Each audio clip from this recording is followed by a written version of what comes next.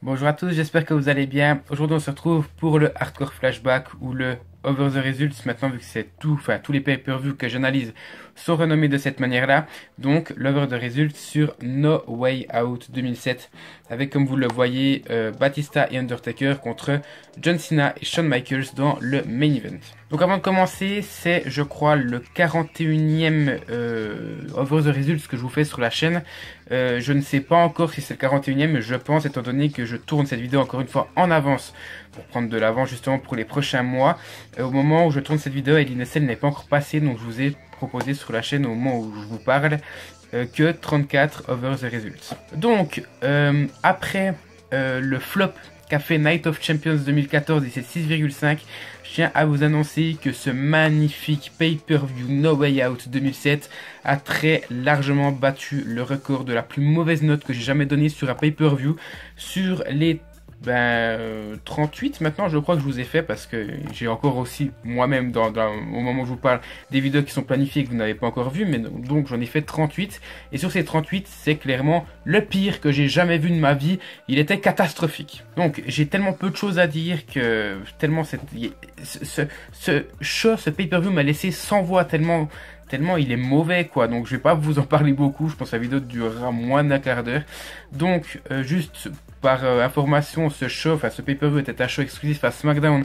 Bizarrement il y a des lutteurs d'Euro qui viennent, je comprends pas pourquoi. Je crois d'ailleurs que c'était le dernier show de la WWE qui était consacré à soit Raw soit SmackDown, ou soit la ECW, et c'était le troisième pay-per-view de l'année 2007.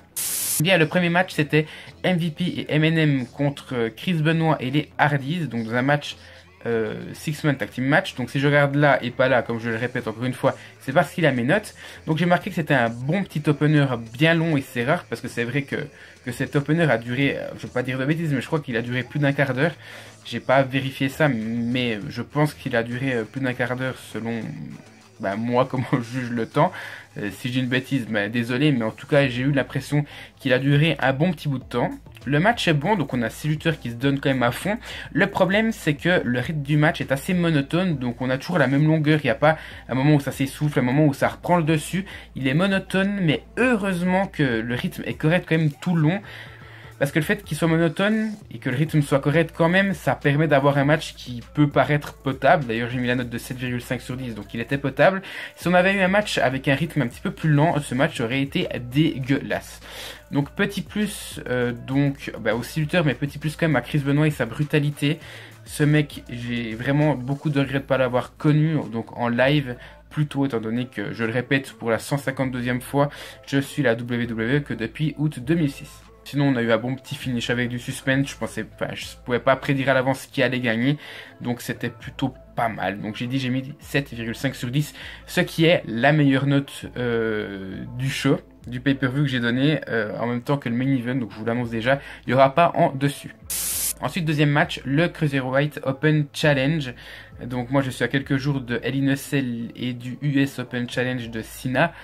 Que vous avez vu, vous verrez cette vidéo en janvier, hein. Petite anecdote à part, vous saurez certainement qui est déjà le vainqueur du Royal Rumble, alors que moi j'ai pas encore vu Hell in a Cell, mais bon bref, anecdote mise à part, c'était un match bien sympa. Donc il y a un gros défaut et une grosse qualité à ce genre de match, donc c'était une sorte de gauntlet match, deux lutteurs s'affrontent sur le ring, dès qu'il y a un tombé, il y a un troisième qui vient et le champion fait partie de ces 7 lutteurs là. Donc les 7 lutteurs, je vais vous le dire, il y avait Gregory Helms, le champion poids léger, Jimmy Wang Yang, Funaki, Scotty Turotti, Shannon Moore, Dave Harry, Chavo Guerrero et Jamie Noble. Donc 1, 2, 3, 4, 5, 6, 7, 8 même, pardon. Donc il y en avait 8. Gregory Helms est arrivé en 3ème. Il en a éliminé 2 ou 3 avant de se faire éliminer par Jimmy Wang Yang. Donc Gregory Helms a perdu son titre Cruiserweight alors qu'il était champion depuis plus d'un an et 3 mois selon les commentaires de Christophe Ajus. Je sais pas si c'est juste, mais je lui fais confiance. Mais donc il y a un gros défaut, une grosse qualité à ce type de match là.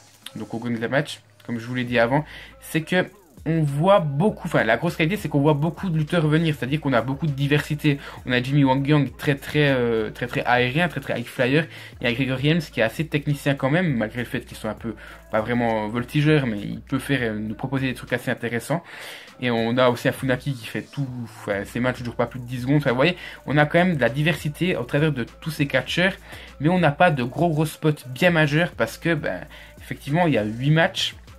enfin 8 lutteurs et il y aura 7 tombées. Donc 7 tombées sur une période de 15 minutes, ça fait un tombé toutes les 2 minutes et quelques. Donc forcément on n'a pas le temps d'avoir à chaque fois des gros matchs, donc des gros spots. Donc ça c'est le gros défaut que je donne à ce match là. Sinon bah que dire, à part que la division Cruiserweight manque quand même pas mal. Petite anecdote pardon sur le fait que Gregory Helms et Shannon Moore se sont affrontés sur le ring alors que ce soit des potes dans la vraie vie à ces moments là. Enfin en tout cas où j'étais fan à No Way Out 2007, je le savais pas étant donné que j'avais pas beaucoup de connaissances. C'est pas des grosses connaissances, mais voilà, c'est toujours ça. Petite anecdote en plus. Et puis donc plus un gros plus à Gregory Helms et Jimmy Wang Yang qui m'ont quand même pas mal étonné durant ce match-là. Jimmy Noble aussi était pas mal. Et Chavo, c'est Chavo qui remporte le titre avec un finish plutôt pas mal. Jimmy Wang Yang bat Jimmy Noble. On croit que Jimmy Wang Yang est champion poids léger. Et finalement, Chavo Guerrero intervient vraiment limite parce que c'est un open challenge, tout le monde peut venir. Et c'était vraiment le dernier moment pour qu'il vienne. Il bat Jimmy Wang Yang et devient le nouveau champion poids léger. Petite anecdote encore, je crois que ce sera l'avant-dernier champion poids léger. Après, ce sera Hornswoggle et après, il n'y en aura plus. Concernant la note du match, j'ai mis 7 sur 10. Ça y est, maintenant, on va passer au match où on va vraiment en parler le moins. Donc, Finlay et Hornswoggle, qui s'appelait encore Little Bastard, donc Petit Bâtard, contre Boogeyman et Little Boogeyman dans un match tag team. Je vais vous lire ce que j'ai mis. Ce match est une pépite tellement il est mauvais. Et j'ai mis hahaha avec un petit bonhomme blasé. Le selling de Hornswoggle et du Boogeyman qui ne peut... Ah oui, alors ça. Oh. Donc je vais vous expliquer le selling du Boogeyman et de Hornswoggle. Hornswoggle, il essaie d'échapper au Boogeyman, donc il va courir. Le problème, j'ai rien contre eux, hein, je veux dire, mais c'est un nain, quoi. Il court, il va pas aller très vite. Donc le Boogeyman, forcément, s'il le pourchasse, il va pas pouvoir le courir après, sinon il le rattrape facilement. Donc le Boogeyman marche quand il lui court après. C'est génial, hein. Franchement la construction du match était juste dégueulasse. Sinon j'ai mis que le rythme était horrible, malgré le fait qu'on n'a pas eu les deux nains qui se soient confrontés durant le match.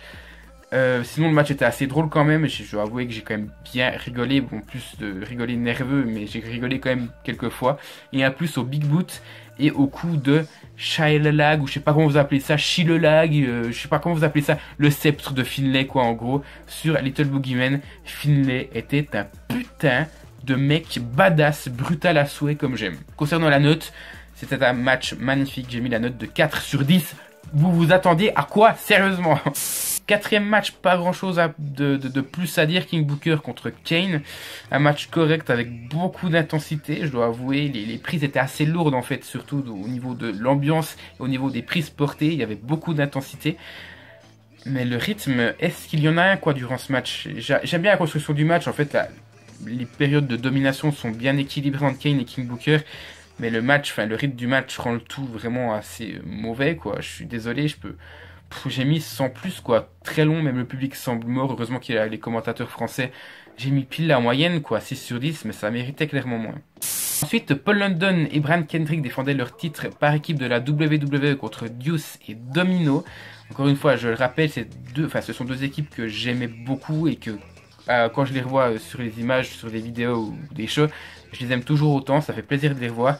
Mais ce match-là est tellement décevant, c'est juste incroyable, je m'attendais à beaucoup mieux. Donc le match en fait est en deux parties. La première partie est clairement ciblée sur la domination des champions par équipe, donc London et Kendrick. Et la deuxième partie, c'est celle que j'aime le moins, est clairement tournée sur la domination de Deuce et Domino des challengers.